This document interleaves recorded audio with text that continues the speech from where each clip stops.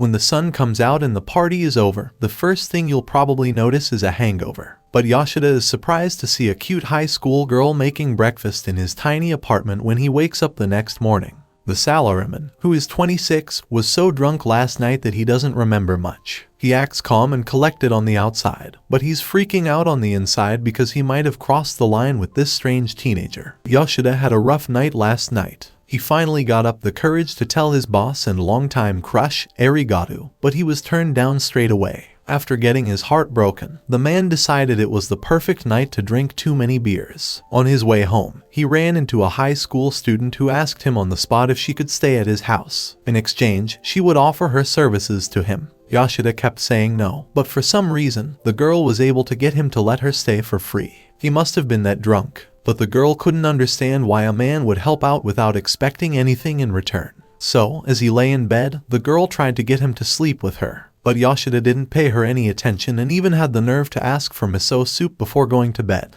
This really messed up the poor girl. He thinks about what happened last night as he eats the delicious miso soup the girl made. Yoshida stays serious to avoid misunderstandings, but the girl keeps making fun of him about his crush that isn't returned. She starts taking off her buttons and tells him she can help him feel better. Yoshida has to have a lot of courage not to give in. At this point, it's confusing to the girl when a healthy man turns her down. The girl says in a sulky way that she's never met a man who gave her a place to stay without asking for something in return.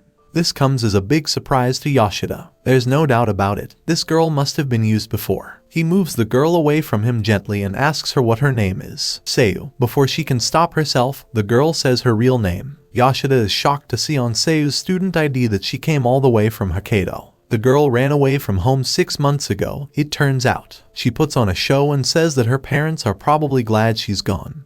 But Yoshida can see right through it. She's not doing well at all. Yoshida quickly figures out that Sayu sells her body to make money because she doesn't have a job or a place to live. Yoshida feels bad for the child, so he lets her stay, at least for now. Even so, he's not a heartless person who would just leave a homeless teen girl. Sayu has to do all the chores in the apartment, and she can't try to make a move on him again. The next day at work, Hashimoto is worried about his friend's situation after hearing about it. He tells Yoshida to send her back to her parents before he gets deeper into the rabbit hole. Even though it's the right thing to do, Yoshida thinks Sayu's situation is much more complicated after seeing her sad face earlier. Yoshida notices that Sayu is better than he thought at doing housework when he gets home from work. His clothes are always perfectly ironed, and his apartment is always clean and in order. Then, after dinner, Yoshida gets up to take a drag. Out of respect for Sayu, he decides to smoke his cigarette on the balcony instead of inside. This small act moves the girl who ran away because no man has ever been afraid to smoke in front of her before. Yoshida is mad that Sayu's only worth comes from these losers. Yoshida scolds, "Set high standards for yourself and for everything else." Yoshida realizes that he is watching over Sayu like a parent when he is alone on the patio. Even though he thinks Sayu is a spoiled brat,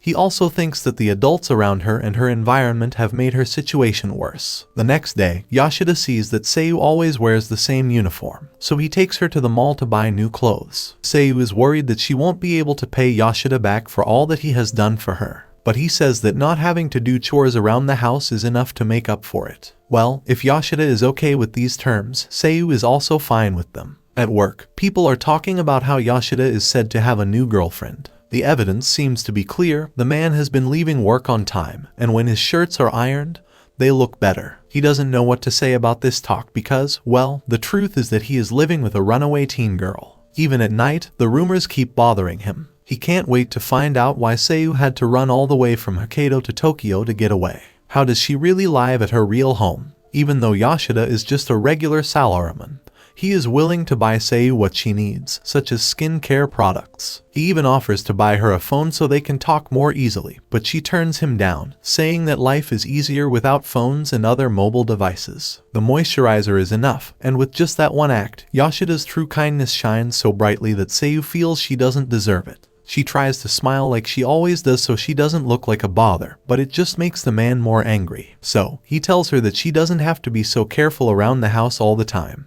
As long as she keeps her part of the deal, she can do whatever she wants. Wow, I don't understand how someone can be so nice to a total stranger. Sayu is thankful, and she wants to stop doing things that bother her. She will try to stop turning down what Yoshida gives her and stop smiling when she's not really happy. but her fake smiles have become a big part of what she does every day. So, she will need some time to change. Yoshida is very understanding, though, and even tells her to take things slowly. Sayu has never had much freedom in her life until she met this man. With this new information, the runaway teen's new goal is to make herself welcome in his home. This comment comes as a surprise, but it makes Yoshida laugh. The girl can be pretty nice too. Because of this talk, they are both getting more used to each other. A few days later, Yoshida yells at his cute junior, Yuzua Mishima, for messing up at work. Mishima has to work late to finish her work, and just when she thinks everyone has gone home for the day, Yoshida comes back with dinner. Mishima asks him if he has a girlfriend while they eat their lunches in the dark office. The guy says that the rumor isn't true and says that Airi just turned him down.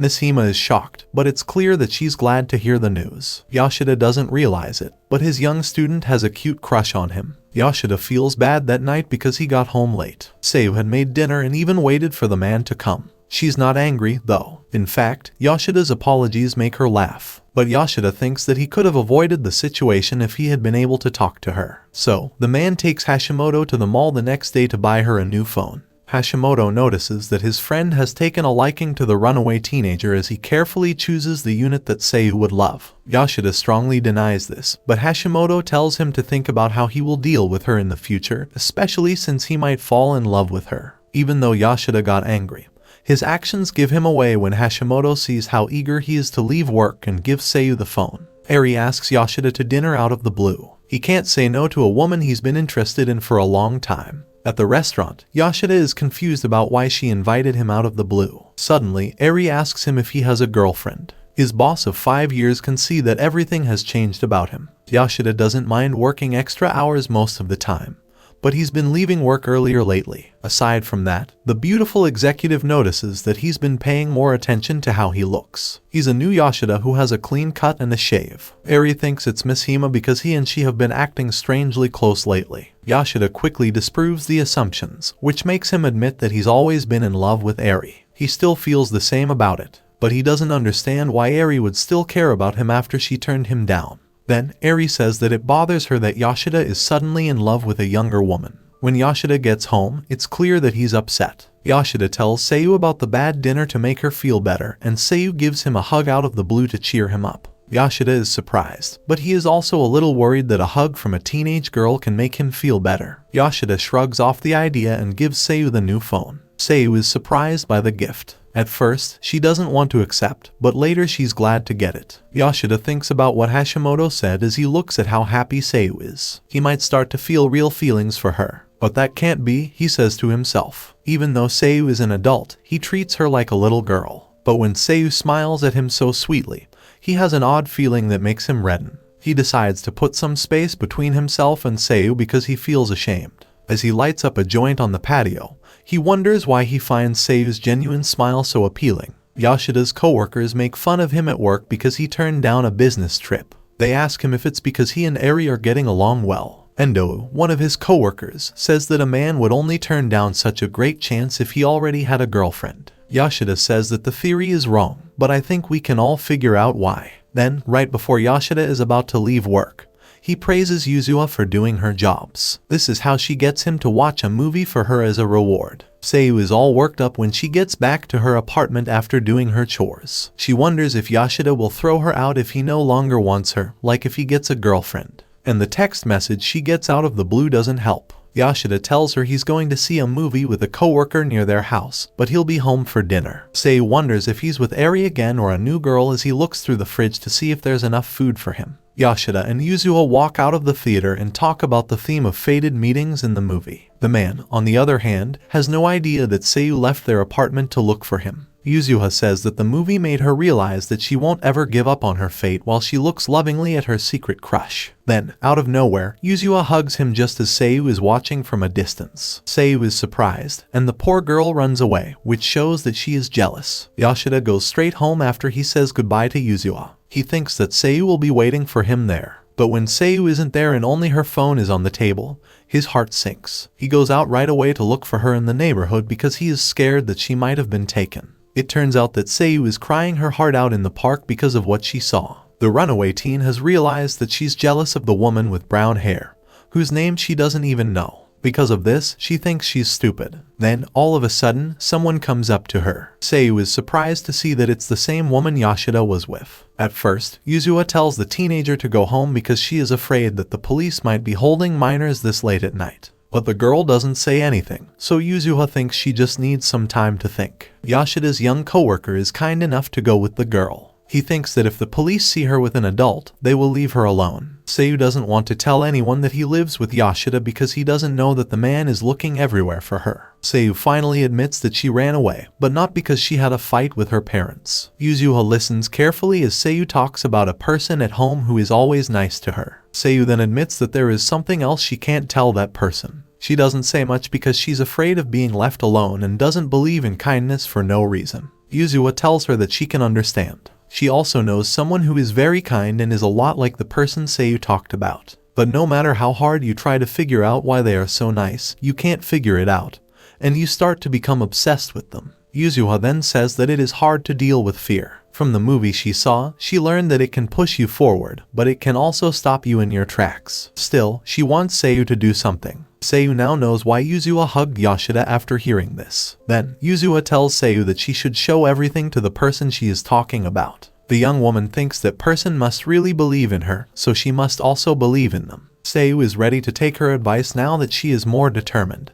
But just as she is about to leave, Yoshida comes in, sick with worry about the teen. Yuzua realizes at this point that she and Sayu were talking about the same person. Now that the laid-back brunette knows Yoshida is living with Sayu, she thinks he must be the girl's father. She even makes fun of him for wanting to spend more time with his family, but she leaves quickly so they can talk. Back at her apartment, Sayu might have misunderstood Yuzuha's advice. She suddenly takes off her clothes and stands in front of the man in nothing but her underwear. She's showing almost everything. Yoshida isn't scared, so she tells her to get dressed so they can talk properly. But Sayu is determined to sleep with him. This makes Yoshida angry, so Sayu tells him that all the other men just wanted to do it with her. She then asks Yoshida if she doesn't make him at least a little bit excited. Yoshida says yes, which means that he does. He tells her straight out that no man could stand up to her. Even so, he tells her to stop. Sayu says, embarrassed, that all she wanted was a way to live without having to go back home. But there are more bad things about randomly taking in a teenage girl than good things. If the police find something suspicious, one could be arrested quickly. So, she tried to make up for it by finding ways to use her body to her advantage. And it had worked well with all the other men. Even though she didn't like it at first, Sayu felt like she could be herself and that she was needed when they did it. But the bad things about keeping her would always win out, and she would always be kicked out. So she doesn't know why Yoshida is letting her stay when she hasn't done anything to deserve it. Sayu knows she won't be at peace after her brave confession, so she finds the courage to ask Yoshida to sleep with her again. She is surprised when Yoshida hugs her tight, almost so tight that she can't breathe. Then he says no in a loud voice. He tells her how cute she is, how good her body is, how pretty her face is, and how well she can do the chores. In general, she's a great girl. Yoshida then sets the record straight by saying that he is not in love with her. He doesn't sleep around with people he doesn't care about. So, since Sayu says they can do the deed if it wouldn't bother him, Yoshida makes it clear that it would bother him. Again, it's a no. Sayu is upset about what just happened, so she turns around and gets dressed right away. Sayu sits down and puts on a shirt as she listens to Yoshida talk. The guy tells her that she has helped him more than she even knew. Since Sayu came into his life, things have gotten better for him. He's glad to think that at home, there's someone who wants to talk to him and eat with him. Sayu makes his apartment a better place to be because she is there. Yoshida says that Sayu has made his life more fun as a whole. Sayu starts to cry when she hears all of this. Yoshida now knows that he should have said these words sooner. But on the other hand, he just found out more about Sayu's situation now. Yoshida asks Sayu to stay with him until she decides to go home. He says this without hesitation and with all his heart. Sayu is more at ease and sure of her close relationship with Yoshida now that he has been kind to her. This was it for today. Subscribe to my channel to watch more recaps.